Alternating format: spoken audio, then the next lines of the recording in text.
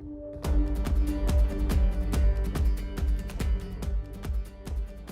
now like to introduce Cassie Puruntatameri, a 21-year-old Aboriginal woman from the Tiwi Islands in the Northern Territory. She moved to Melbourne in January 2016 and 7 months later commenced a 12-month Certificate 3 in Business Traineeship with the Victorian Department of Education and Training. She's now an Executive Assistant. Welcome, Cassie.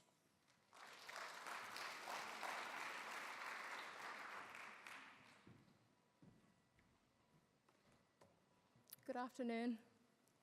I would like to begin by acknowledging the traditional owners of the land on which we meet today, the Wurundjeri people of the Kulin Nation, and pay my respects to elders past and present. Also pay my respects to any other Aboriginal elders and people who are here today. I'm very pleased to be here. Thank you so much for the opportunity to speak to you today.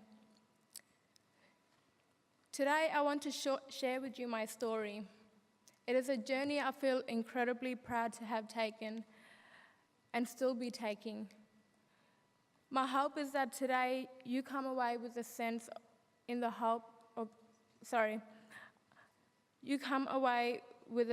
hope in the power of training, but also a deeper understanding of the challenges many people around the world are still facing in accessing good quality training that could lead them into meaningful employment, and the work that we all need to do to help bridge that gap. I'm not an expert in training, and I don't pretend to be. While I'm very nervous to be talking to all of you today, I thank you for taking the time to hear my story, because training changed my life, and I hope to inspire others to change theirs too. First thing you should know is that I'm a proud Indigenous woman from the Tiwi Islands, which is about 80 kilometres north of Darwin.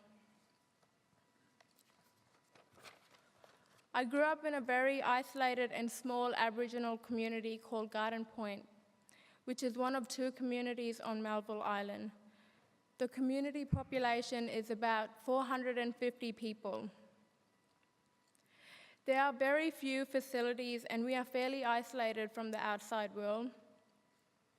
In primary school, I was one of the top students in my class. I can remember I was a bit of a teacher's pet, and I absolutely loved primary school.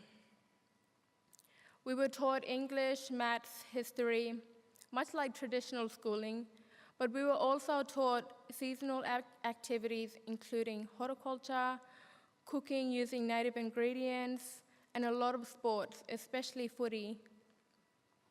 Fridays were spent on cultural programs where respected elders in the community would come to the school. We learned our language, cultural dances and songs, art, and the history about our culture. On the Tiwi Islands, we only get 2 seasons, wet and dry, plus the short build-up season. During dry season, the whole primary school from year 3 and up would pack their bags, get their tents, and go camping about 20 minutes away from the community called Woolawunga, which has the most beautiful beaches and cliffs. We were well taken care of by the elders, school teachers, and our parents would come along as well. That was definitely my favorite time of the year. We got to go fishing and hunting. We had bonfires on the beach and practice our culture, such as dancing and songs. There were a lot of great things to do, but it wasn't all paradise. Alcohol was and is still a major problem in the community. There's domestic violence in most families. I grew up in that environment, and it was traumatic. There's a high rate of teenage pregnancies, drugs and alcohol, and constant health issues. I grew up in that environment. In year 8, I went to boarding school in Darwin, returning home only during school holidays. I didn't like boarding school in Darwin. I transitioned from an Indigenous education secondary class to a mainstream class. And it was hard, especially because I was used to being around my family, friends, and culture 24/7, to then being one of only 2 Indigenous students in the classroom. That was new to me, and I certainly wasn't used to being around white students. The work was interesting, but I wasn't very engaged. I found it hard to adjust, started to play up, and as a result, I was expelled in year 9. On the Tiwi Islands, we have a high school almost an hour out of the community. I went to school there after being expelled, and everything went well. Although there were good moments, high school in general was difficult for me. I was teased and bullied a lot. In 2013, I decided to drop out at year 11 and start working.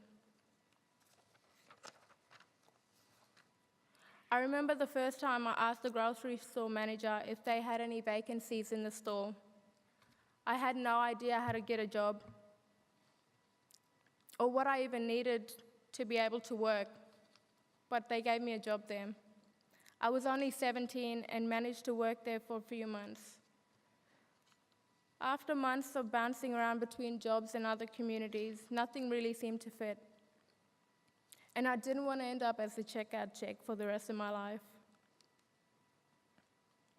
After months of being unemployed and back on benefits, I came to Melbourne for the New Year's with my cousins. Initially for 2 weeks, but I had booked a one-way ticket. I was 19 at the time. A week went by in Melbourne, and I realized I wanted to stay in Melbourne and live here. It was summer at the time, so that made my decision to stay easier, coming from a tropical island. I chose to stay in Melbourne to move away from the problems in the community, to explore and find myself, to challenge myself.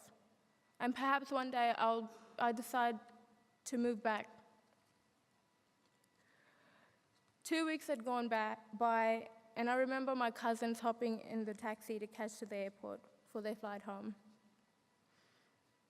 My heart sunk, and I had an empty feeling when I couldn't see the taxi anymore.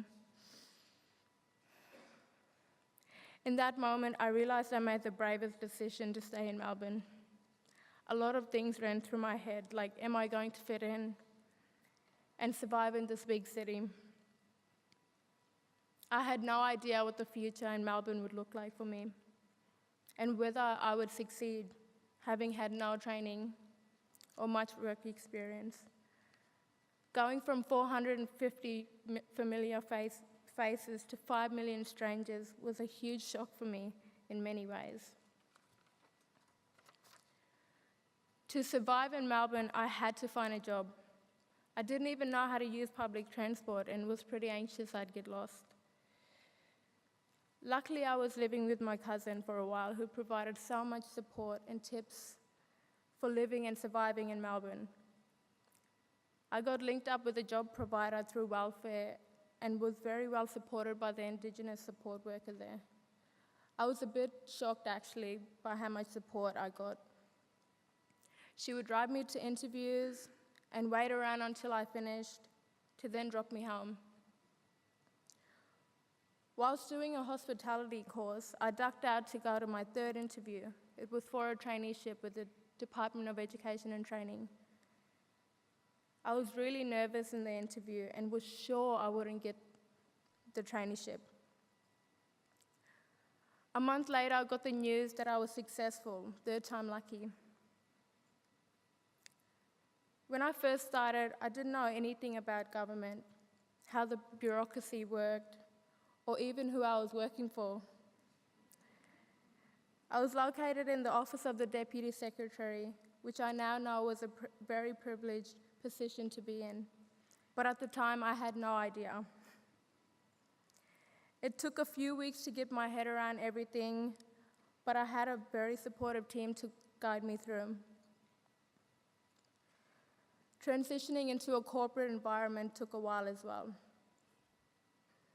One day, the Deputy Secretary asked me a question, and I remember calling him Sir. And now I understand why he laughed.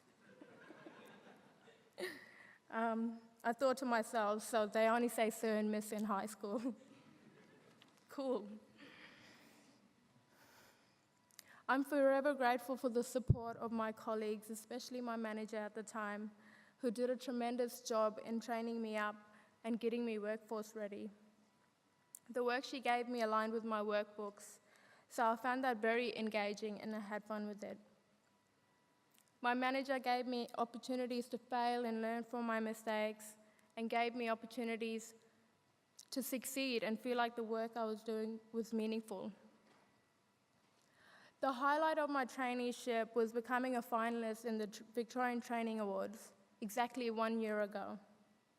My dad and brother traveled from the Tiwi Islands to be there, and hearing my dad and manager say how proud they were of me was the highlight of my night.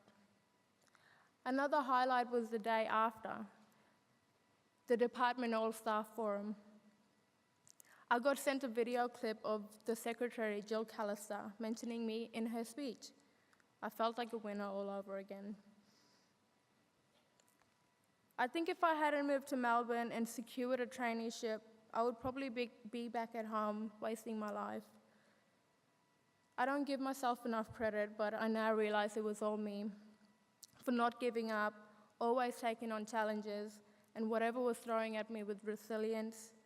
Even if I failed, I would always get back up and try again, plus learn from my mistakes. I could have given up and returned home because it was easier to live there. Overall, I'm very proud of myself for overcoming many challenges over the course of my traineeship and completing it. And even to this day, I continue to learn and absorb the leadership of others. I hope that one day there are more programs and opportunities to help young people in the community keep out of trouble, educate them and support them into real jobs so that they don't need to be on welfare. One of the reasons why I enjoy my current job as an executive assistant to the Director of Participation, Inclusion and Regional Engagement Branch is that the work relates to people who are currently going through situations I went through. It includes skills program for disadvantaged cohorts in community, including asylum seekers, youth pathways, and many more programs within the Learn Local organizations.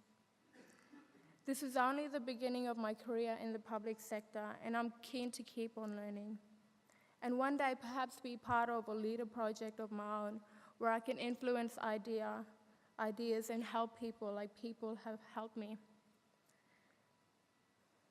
In conclusion, I would like you to think about my story and many, many people around the world who come from remote communities, disadvantaged backgrounds, broken homes, or who are early school leavers. How can we help these people by providing better access to real meaningful training that will lead to employment? And are we currently doing enough? Thank you.